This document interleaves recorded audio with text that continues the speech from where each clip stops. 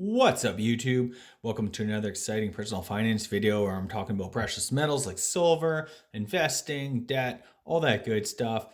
If you guys are into that, please like the video, subscribe to my channel, check out my website, My Road to Wealth and Freedom. The link will be in the description below. And I just put up a new webpage with a bunch of coin articles if you guys are interested in that. It's on the homepage of the website. Over to the far right on the menu bar, it's just you'll see coin collecting. It has all my articles that I have written over the years about coins and precious metals, investing in gold and silver, all that good stuff. So if you're into that, please go over, check it out.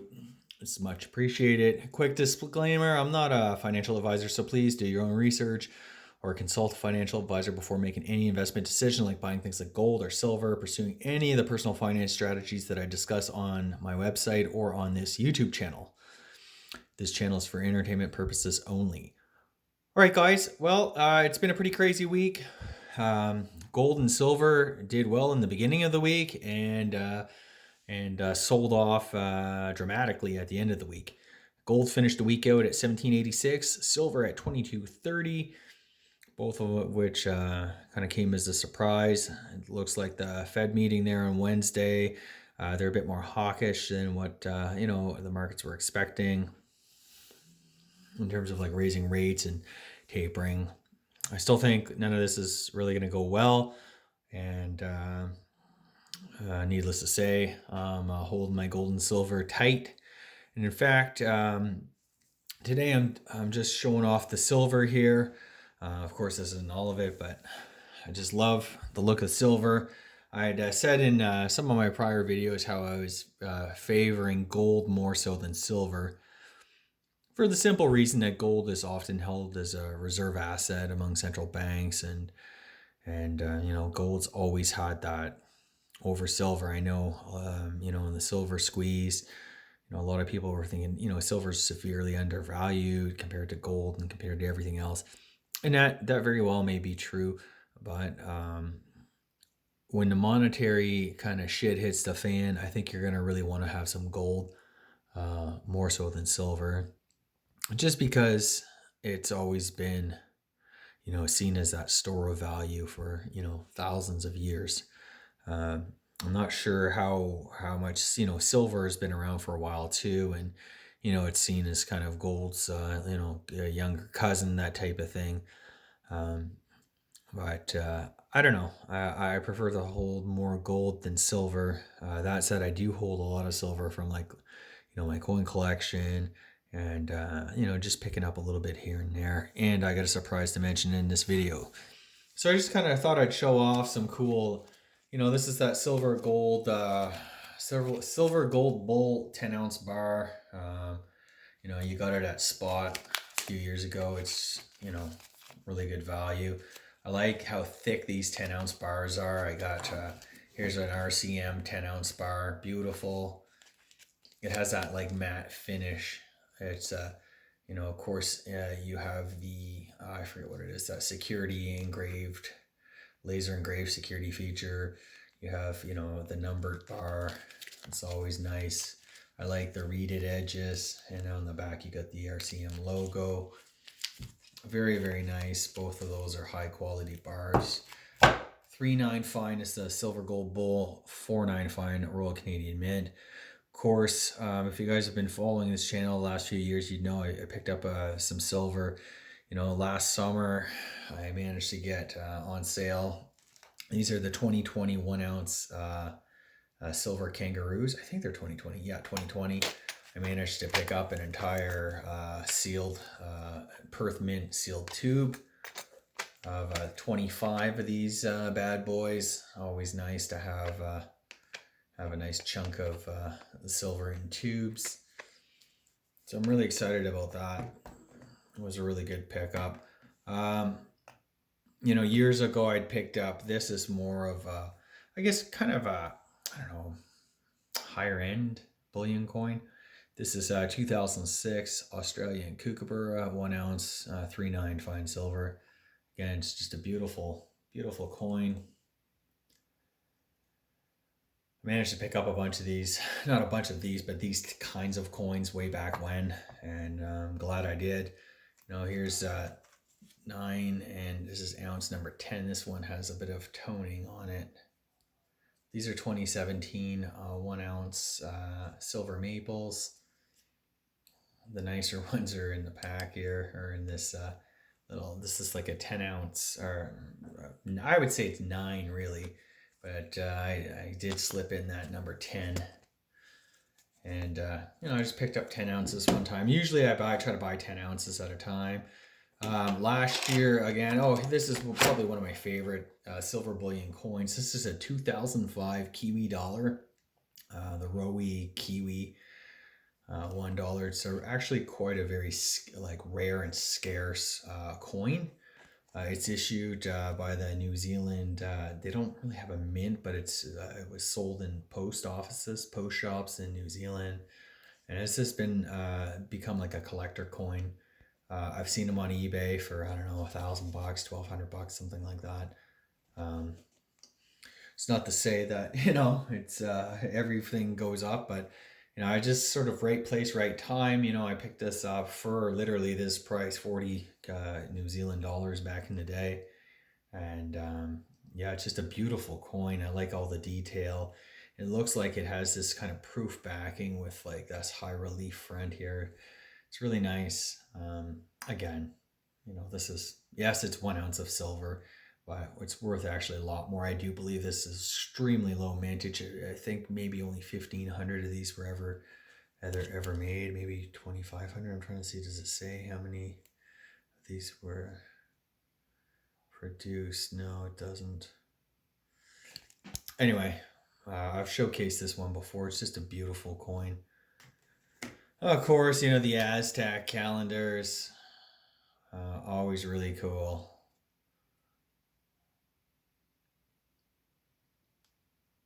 Always like hanging out, picking up some of those. And of course, a Royal Canadian Mint tube of 25 silver maples. Again, I picked this up, I think, about a year ago. Yes, they're all still in there. Yeah, I picked them up about a year ago. And that's where we're at. So that's what I wanted to talk about today, everybody. So with the big drop that happened, now this is not a buy recommendation by any means. Obviously, do your own research. You need to think through your own financial plan. But with the drop that we had there on Friday, I decided to pull the trigger, and I managed to pick up another tube of maples. So 25, and of course I got the single 1 ounce coin. This one's a 2020, but the ones that are coming are all 2022. So I kind of made it a point. Many years ago, I thought about picking up a tube of silver, an ounce of gold a year, or whenever special occasions or whatever, you get a bonus from work or whatever. But long story short, I did not do that. I picked up a little bit here and there, but not what I would have liked to have had. And then of course, with the chaos in the last few years, it really got me thinking. It's like, what? I should just kind of make it, a consistent thing. Some people prefer to do it by the month. They buy an ounce, every paycheck, a couple ounces of silver every paycheck, or, maybe like quarter ounce of gold a month or something like that. I'm a little bit, I just tend to kind of, make, I guess, bigger sort of moves and purchases whenever I feel like it, whenever I see a big price drop or whatever. It's always a good time for me to accumulate. So I managed to pick up 26 ounces of silver. Now, I do think we are heading into a recession. I do think, silver and gold will probably go down in the short to medium term. I guess short term, probably the next 6 months. You'll probably find like better buying opportunities. But then again, there's always the flip side. Maybe not. Maybe this time is different or whatever.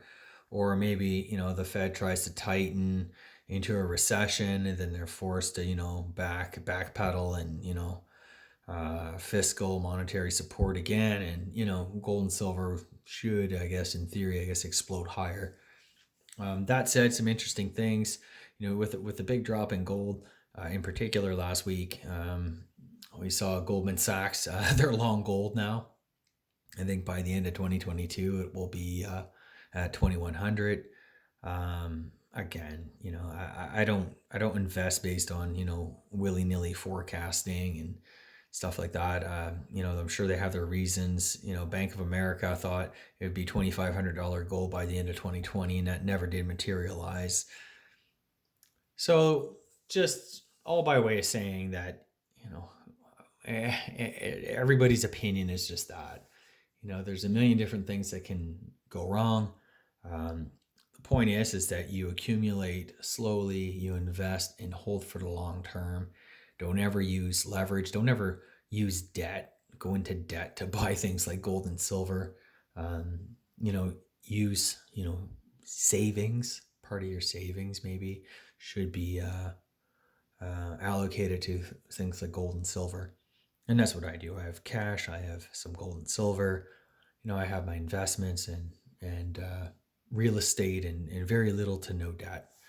I think that is kind of the key to surviving what's coming in the next few years. We're all over the place. You just don't want to be in a position where you need to sell things and take a massive loss or a big hit. So buy what you can afford, invest what you can afford, always keeping in mind that you could potentially suffer catastrophic losses, even when investing in safe things like index funds or the highest quality dividend stocks. Just know that there are risks that come with all kinds of investing, and where we are today, even the best companies, the strongest, the wide moat companies that Warren Buffett always talks about owning and stuff, those can go down quite considerably when there is a liquidity crunch and people are selling everything, including the kitchen sink, to cover margin calls. That's a big reason why things like gold and silver, gold in particular, takes a big dive whenever there's at the beginning of like a market crash or big sell-off. People are getting margin called like crazy, and they're selling anything that will catch a bid. And gold's always there. If you have cash on the sidelines, if you have gold and stuff, these things will catch a bid. If you have cash, you can rest easy at night and deploy that slowly into a big crash, or just kind of wait and try to nibble at the bottom till you determine where this is all going. That said, all investing is best done slowly and consistently over time. I've just learned that over my investing life for the last, 20 years. And patience is really key. I think there's too many get rich quick schemes going on now, especially with a lot of the crypto. I do own a small little piece of Bitcoin. I'm not a huge believer. Actually, right now, if I'm perfectly honest, I'm not a huge believer in anything right now. I really truly believe that diversification is key.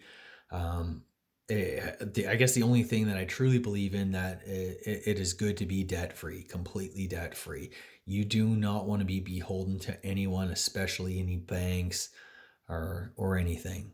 If you do not have any debt, you have a whole lot of choices open to you, and beyond that, I'm not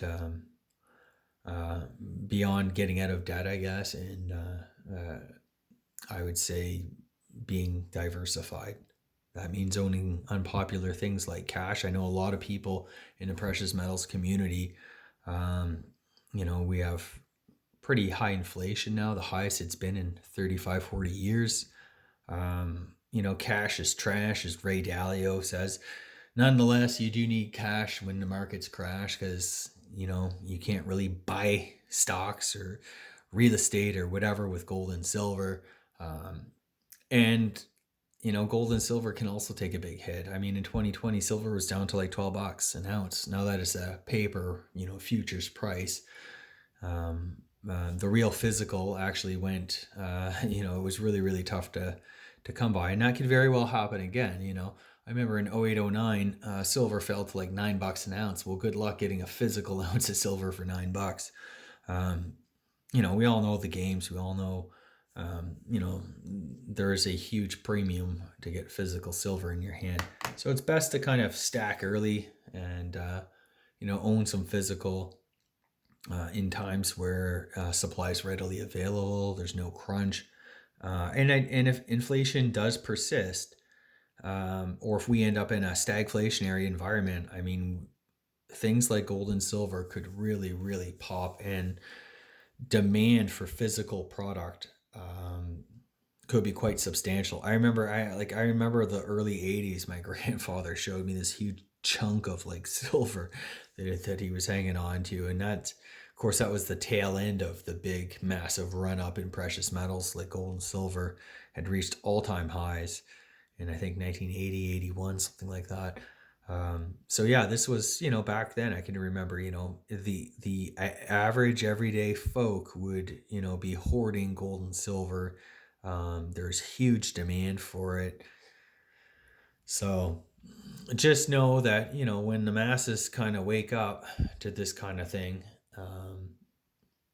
and there's a run on gold and silver, the physical, premiums and prices explode higher. And I just want to add this little kind of, I don't know, vignette or whatever from personal experience. Now, this happened last year, and it happened over the weekend of the silver squeeze. And I believe at about, I don't know, 3, 4 o'clock in the afternoon. It happened over a weekend, and on a Sunday, I was looking at some silver, and I don't know what the price was. 39 Canadian, maybe, I don't know, 20, 30 something US, $32 US, or something like that. And over the course of just a few hours, that price for that piece of silver, it doubled in price. For the physical, for a 1 ounce physical maple leaf silver coin, it went from about $38, $39 to over $70. And that was some of the cheapest ones I saw. Some were on nearly $100. I think one was 120. So that, if that gives you any, that was an eye opener for me.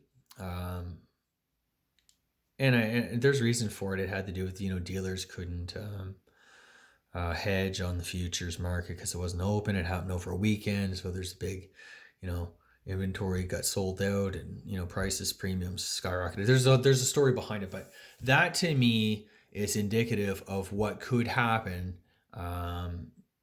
If there is a run on gold and silver, physical gold and silver, if the public at large, Joe and Jane public, panic and start buying precious metals. It's, first of all, the average person doesn't even know have the first clue where to even go and get precious metals. Back in the day, you could probably pick them up at the post office. You could go to, there's lots of coin shops. A lot of that now has been centralized online. There's, bullion dealers are few and far between. Even coin shops, the ones that made the jump to online have done quite well. But it's not like there's a local coin shop in every town anymore. I've been collecting for a while, and more have closed down and whatnot. So it's actually quite difficult to, and just average inventory, right? It's not like these coin shops or bullion dealers have, hundreds of thousands of ounces. Demand could far exceed, and people will be panic buying. They will be coming in, grabbing entire tubes of these things. And, that's the type of thing that happens. So I just thought I'd throw that out there.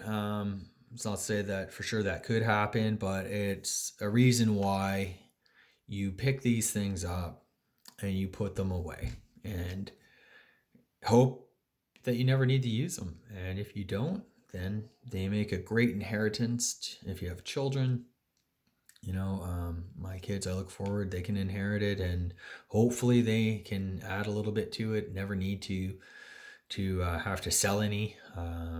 They could pass it on to their children, and that's kind of how I got into coin collecting all those years ago. Now, I wasn't like stacking silver back in the day, but that's where people start. And yeah, anyway, so I think I'll leave off there. I'll be doing another video once I actually receive these 2022 Canadian maple, silver maples. So hope you enjoyed this video. Please like the video, subscribe to the channel, check out my website, My Road to Wealth and Freedom, in the link below. And as I mentioned, I did throw up those coin articles. It's in the coin collecting tab on the menu bar. So check that out. Thanks so much. I sincerely appreciate all your support and all your comments and the discussions. And have a great weekend, guys.